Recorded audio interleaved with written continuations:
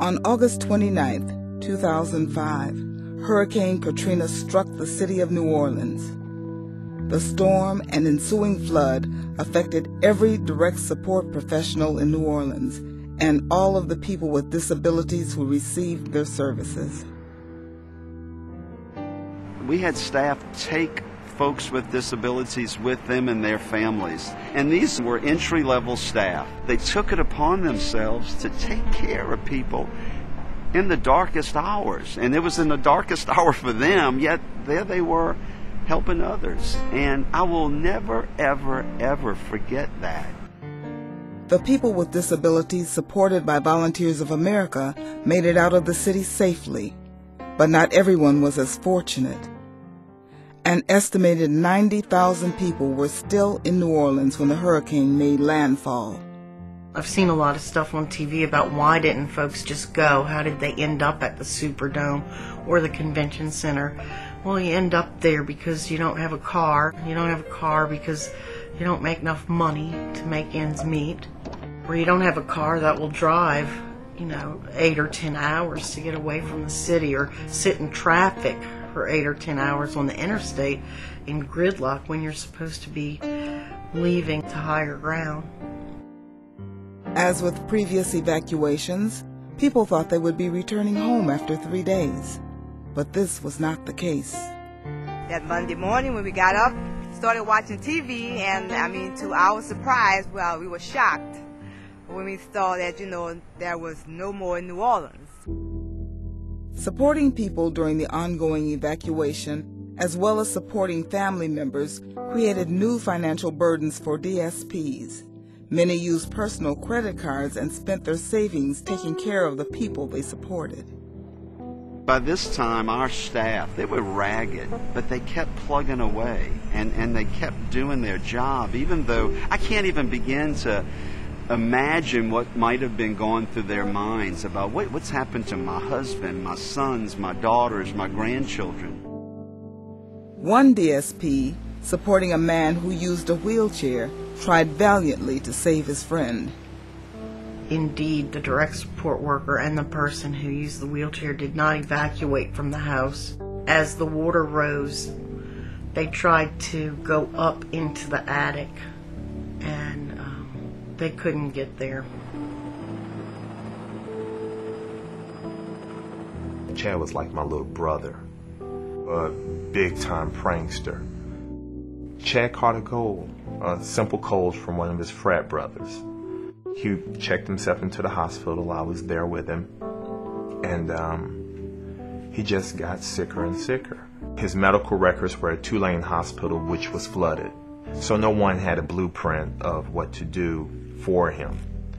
As a result, his lung collapsed, and he passed away on that Monday. When the nurses came to clean him up, I didn't let him. I wanted to do my job.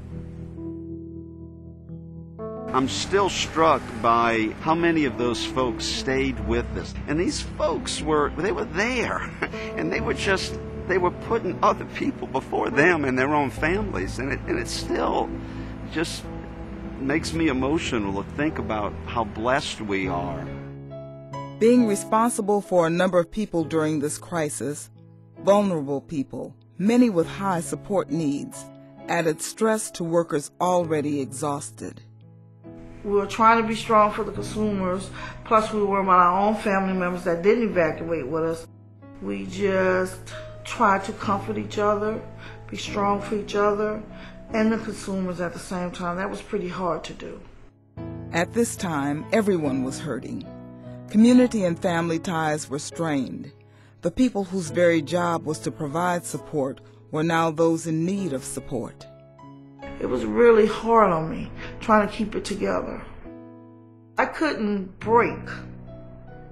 If I broke, then my staff would have broke, they would have panicked, then my consumers would have panicked, and, we would have fell apart, so. As the floodwaters receded, people slowly returned to New Orleans. Military helicopters were flying overhead, and it was hard to think because of the sound. anybody who lives down here, their world has been turned upside down. The smell of the city as we arrived was unbearable. It smelled rotten. The whole city smelled rotten. Everything that the water touched was dead. You didn't want to breathe. I lost everything I had. It was terrifying to come back to see that I have nothing to go back to and nowhere to go.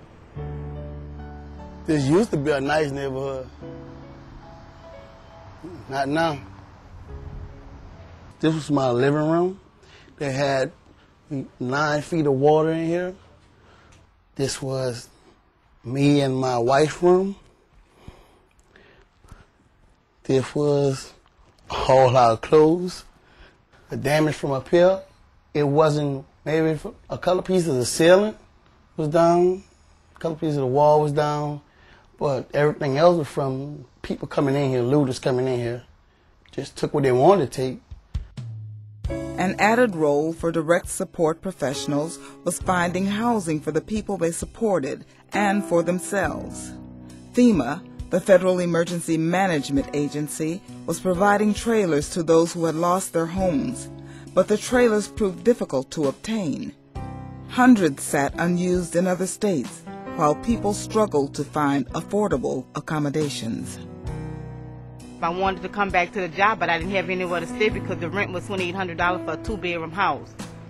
So I started out sleeping in the parking lot in my car, trying to work and running back and forth to Texas, trying to take care of my son with not enough money. Time to time, when I think about it, it may be a little depressing. But all in all, I'm happy because I'm blessed that I was able to make it out. The most important thing is my life, you know, and I think about the people that didn't make it. Post-traumatic stress disorder is a big issue for the folks in this area, especially folks who experienced it firsthand. The loss people experienced at this time was profound, but the need to go on and the sheer scale of work in rebuilding homes and communities provided focus. For DSPs who returned to New Orleans, moving on often meant working more than one job while trying to rebuild their lives. The 17th Street Canal brought about 12 feet of water in the area, 10 of it coming into my house. I was okay with it up until I had to gut out my children's room. With so many workers unable to return to New Orleans, the duties of direct support professionals multiplied. DSPs assisted more people at a time, and new hires often lacked the experience and training to work effectively. The labor market value for workers in the metropolitan area is like anywhere from $11 to $15. So a direct support worker can go and work for any retail business and make a lot more money than they can make working with people with developmental disabilities and their families. I have a staff that's been with us 16 years. You ask her what her pay is. It is $7.45 an hour after 16 years. That's not right. You know, she gotta love what she do. We here in New Orleans need to keep reminding ourselves that we are in this for the long haul. We all tend to think in terms of days and hours, and this is 10, 15, 20 years. For the approximately 750,000 people working as direct support professionals nationally, the pay is extremely low, especially when considering the high level of skill and responsibility required. There is a career path for DSPs with opportunities for advancement, but such options are not available in all agencies and communities, and many DSPs enjoy the jobs they have. You know, some people say, well, you can't do better, you know, you should go back to school. Some people actually love what they do. This hurricane has made it abundantly clear to us, if it wasn't clear before, that direct support professionals have got to be recognized as the important part of the labor force that they are. To fulfill the promise of making our communities welcoming places for people with disabilities, it will require a well-trained workforce of committed direct support professionals who receive livable wages. Is this going to be a better city for people with disabilities? I hope so.